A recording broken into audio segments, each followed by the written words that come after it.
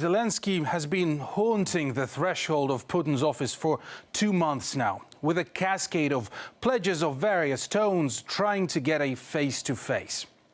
I want to address the president of the Russian Federation once again. Battles are taking place all over the territory of Ukraine. Let's sit at the negotiating table to stop people dying.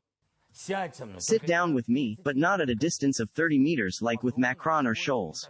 I'm a neighbor. Sit down with me and talk. From the beginning, I have insisted on talks with the Russian president. Every time, Kremlin's response has been a cold shoulder. No pre-agreed document to sign, no meeting.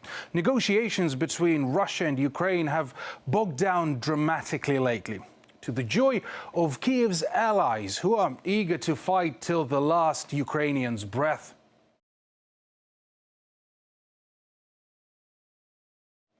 We want to see Russia weakened to the degree that it can't do the kinds of things that it has done in invading Ukraine.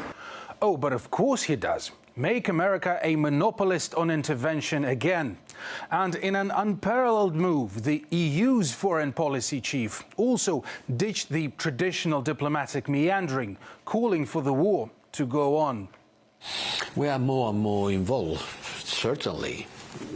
If you want to support someone who is fighting and resisting a strong attack, you have to be engaging more. Kyiv's Western partner provocateurs have been pouring both fortunes and weapons into the country. The ones they themselves can do without, of course, something decommissioned and canned a long time ago.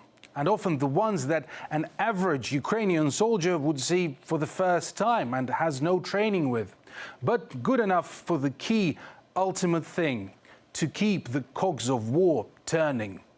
That can make a real difference, because this begins to close the quantitative gap between the Ukrainians and the Russians. In fact, some estimates are now that the Ukrainians have as many tanks on the battlefield as the Russians. If not more, right? If not more. That's as US media have been entrenching a clear message in the minds of their audience. The West is in it for the long run. After all, apparently Zelensky is not the one running this show, but rather a pawn on the board of the White House and co.